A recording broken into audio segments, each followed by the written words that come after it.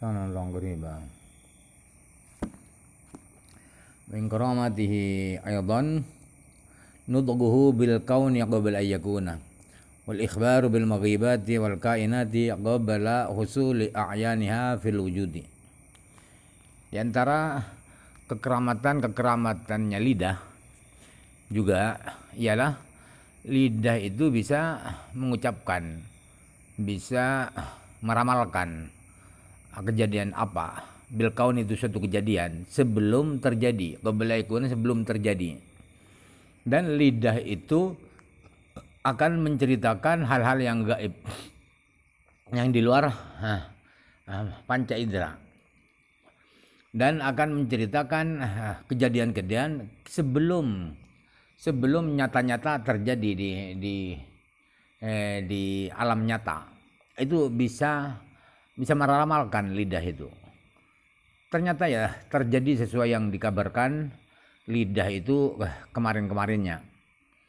Al-yadu min karamatiha idistu'milat fi dha'ati wa jannabat al-mukhalafatil munasibata laha idkhalu yadihi fi jaybihi wa takhruju bayda'a min ghairi su'in kana hadza li Musa alaihissalam. Tangan itu diantara kekeramatannya tangan ialah apabila tangan itu digunakan untuk taat-taat kepada Allah, tangan menjauhkan diri dari pelanggaran-pelanggaran yang berkaitan dengan tangan, ialah tangan itu akan bisa dimasukkan ke saku bajunya, maka setelah dikeluarkan tangan itu menjadi putih tanpa ada keburukan apapun, tanpa ada cacat di tangan itu. Ini terjadi kepada Nabi Musa. Tapi kalau Nabi Musa mukjizat ya. Wa nabul ma'i min bainil asabi'i kana hadza li sidina Muhammadin sallallahu alaihi wasallam. Kemudian air bisa memancar dari sela-sela jari-jari. Itu terjadi pada Nabi Muhammad sallallahu alaihi wasallam. Waram yuturabi fi wujuhil a'da'i fanhazamu. Tangan juga bisa melemparkan debu ke wajah musuh-musuh orang-orang kafir, maka mereka bisa lari terbirit-birit takut karena tidak tahu dari mana arah debu itu yang masuk ke mata mereka. Aqabdun mimma sya'allahu ta'ala minal awliya'i fil hawa'i fayaftahu yadahu ara'an fiddatin wa zabin ila amsali dzalik. Dan kekeramatan tangan yaitu bisa digenggam. Tangan itu digenggam sesuai kehendak Allah Ta'ala. Tangan wali ya, di udara, di atas udara, tangan diangkat ke atas udara sambil digenggam. Setelah dibuka tangannya itu ternyata keluar perak, keluar emas dari tangan itu. Dan semacam itu banyak, bukan perak, bukan emas saja. Al-batun min karamatihi allati la buddah la yadkhuluha makrun wala istidrajun istu'mila fi dha'ati wa jannaba al-mukhalafatil munasibata lahu ayyahfadha alaihi dha'amuhu wa syarabuhu wa libasuhu bi alamatin yulqiha Allah Ta'ala lahu imma fi nafsihi aw fi nafsi syai'il ladzi qamat bihi sifatul harami aw syubhati hatta la yatanawala syai'an illa dhayyiban. Perut itu diantara kesaktiannya, kekeramatannya perut. Kalau memang perut yang mana kekeramatannya perut itu tidak bisa ditipu, tidak bisa buatan setan, atau tidak bisa sebagai pancingan dari Allah, sebagai tipuan dari Allah. Tidak kalau masalah perut. Apabila perut itu digunakan untuk taat-taat kepada Allah dan perut itu menjauhi pelanggaran-pelanggaran yang berkaitan dengan perut, ialah kekeramatan perut itu makanan yang masuk ke perut itu, makanan, minuman, kemudian pakaiannya itu dijaga oleh Allah. Yang masuk ke perut itu dijaga. Apa tandanya? Makanan itu makanan yang dijaga oleh Allah, ya ada tanda-tanda. Tanda-tanda yang diberikan oleh Allah pada si wali yang punya perut ini ya. Bisa tanda-tanda itu ada di dalam hatinya terasa tidak enak. Kok serasa tidak enak, berarti haram makanan ini.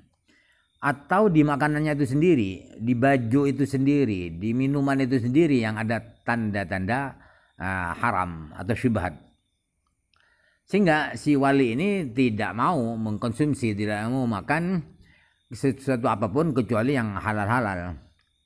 Kama dzikra anil Harisi al-Muhasibi radhiyallahu anhu, kana idza qaddima lahu ta'amun fihi syubhatun daraba araqun ala isbihi.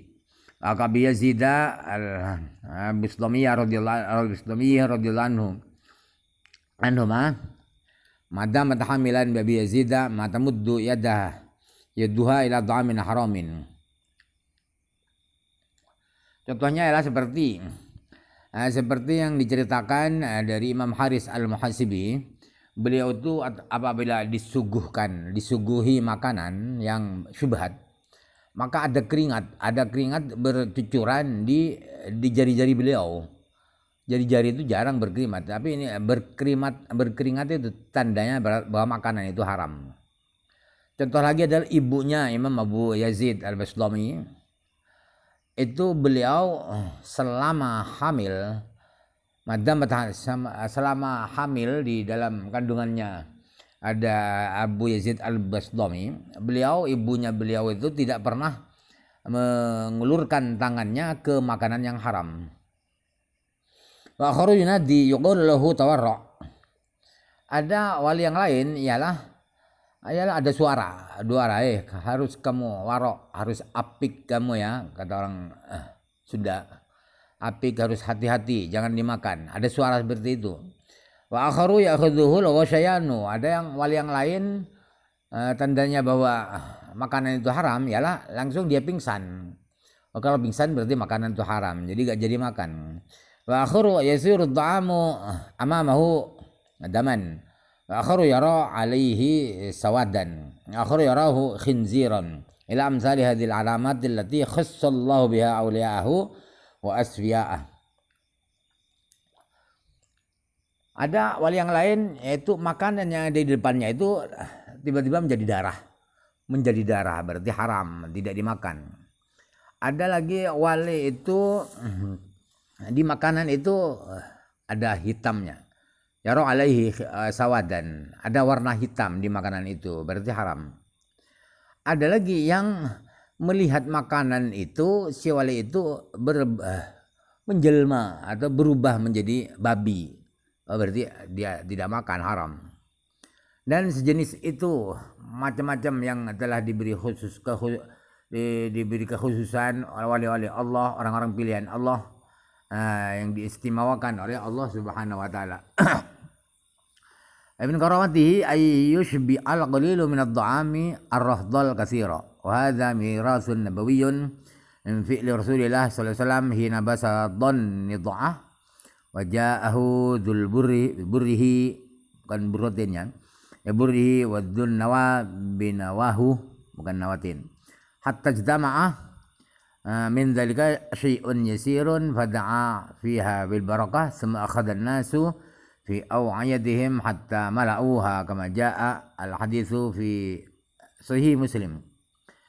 Di antara kekeramatannya perut ialah makanan yang sedikit itu bisa mengenyangkan orang banyak. Misalnya hanya satu piring bisa dibuat makan 20 orang. Misalnya. Nah, kekeramatan model ini adalah kekeramatan warisan Nabi. Dari perbuatan Nabi sallallahu alaihi wasallam ketika beliau pernah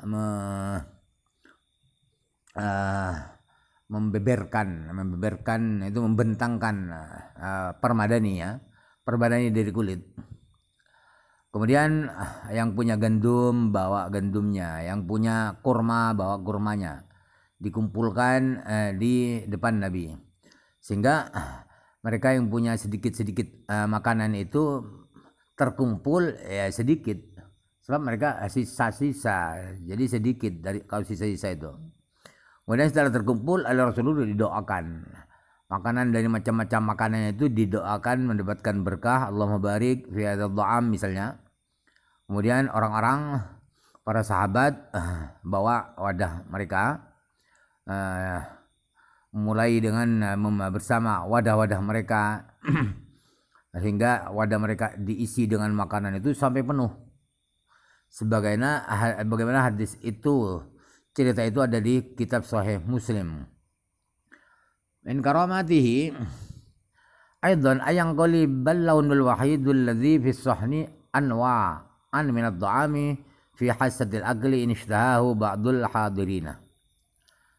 Dan juga kekeramatan hanya perut ya, ialah satu jenis masakan ya. Satu jenis masakan yang ada di piring itu bisa berubah menjadi macam-macam masakan. Misalnya rawon satu piring atau satu talam, satu nampan itu bisa. Yang sebelah sana gulai, misalnya rendang, sana lodeh misalnya. Jadi bermacam-macam selera makanan itu, masakan. Padahal satu, sesuai dengan selera makan. Kalau memang ya diinginkan oleh sebagian yang hadir ingin ingin gulai, maka makanan itu jadi gulai, masakan gulai. Amin karamati aidan ayatiya li sahibi hadzal maqami al jinnu awil malaku bi ghadaihi min ta'amihi wa syarabihi wa libasihi aw yu'allaqa lahu fil hawa'i. Perut juga, kekeramatan perut juga ialah orang yang punya makom, punya kekeramatan perut itu ialah kedatangan jin. Dia kedatangan jin atau malaikat dengan membawa makanannya wali ini, minumannya, pakaiannya. Jadi malaikat yang membawa makanannya, jin yang membawa makanannya, minumannya. Atau makanan itu menggantung di udara. Jadi tinggal ulurkan tangan ke atas, maka dia dapat nasi itu. Amin karamatihi aidan. Amin karamati sabiha hadzal maqami. Karena hadzal maqami aidan syarbul ma'iz zu'aqi wal ujaji azban furatan. Di antara lagi kekeramatannya kelas ini ya, kelas perut, urusan perut, ialah air yang pahit, air yang asin, yang sangat ketir itu diminum, ternyata airnya itu berubah segar, airnya segar, manis. Qala Sayyidi Muhyiddin syaribtuhu min yaday Abi Muhammadin Abdullah ibn al-Ustad al-Marwazi al-Hajj min khawasi darabat al-Syekh al-Arifi Abi Madyana radhiyallahu anhu. Wa kana yusammihi al-Hajj al-Mabrur. Imam Muhyiddin Ibnu Arabi pernah berkata, saya pernah minum air ketir itu menjadi tawar, yaitu saya minum dari tangan Abi Muhammad Abdullah bin Ustad al-Marwazi al-Hajj. Beliau adalah salah satu santri seniornya, santri istimewanya Syekh Al-Arif Abi Madyan radhiyallahu anhu. Imam Abu Madyan memberi gelar Abu Muhammad Abdullah bin Ustad itu diberi gelar dengan Hajjul Mabrur. Al-Hajjul Mabrur. Di sini kan haji saja, ini Hajjul Mabrur. Wa tahqiqu hadza anna man tahaqqaqa fi hadzal maqami min al-ghada'i al-halali imma bil kasbi aw bi wara'i tauhidi alladhi qala fi al-masyayikh al-arif man la yudhi'u nuru ma'rifatihi nura wara'ihi. Fa idza hassala al-halala fal qalila minhu. Ini taklil ya. Nah di satunya fal qalilu minhu. Fal qalila minhu.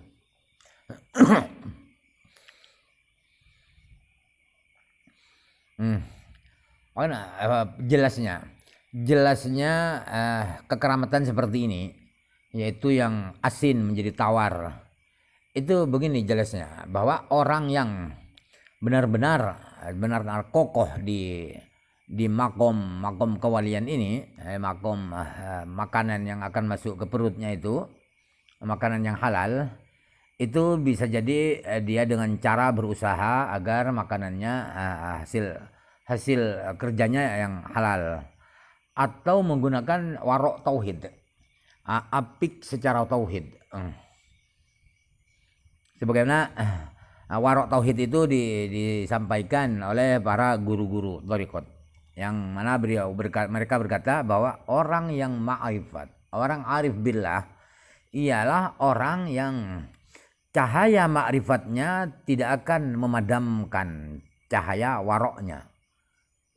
Cahaya ma'rifatnya, cahaya kewaliannya tidak akan memadamkan cahaya apiknya, alimnya. Faidha hasra al-halal afal qalil minhu. Ketika dia mendapatkan makanan yang halal, maka dia tidak makan sepenuhnya, hanya makan sedikit dia. Fa'akal al-qalil minhu. Faidha tahaqqaqa dzalika nasha'at min batinihi himmatun fa'alatun yujidu Allah Ta'ala fi nafsi hadzal 'abdi karamatan lahu tasihan li maqamihi sidqihi wa tilkal himmati yasduru jami'u ma dzakarnahu wa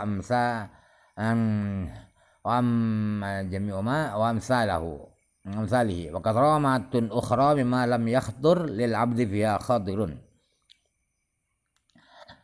Jadi apabila si orang ini, si wali ini benar-benar kokoh dengan kewaroannya, dengan kehati-hatiannya, maka di dalam batinnya itu akan muncul keinginan yang efektif, yang akan bisa menilai ini haram, ini syubhat.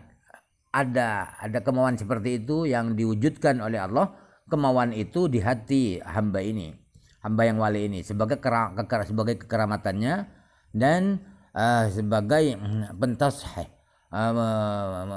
meluruskan, membetulkan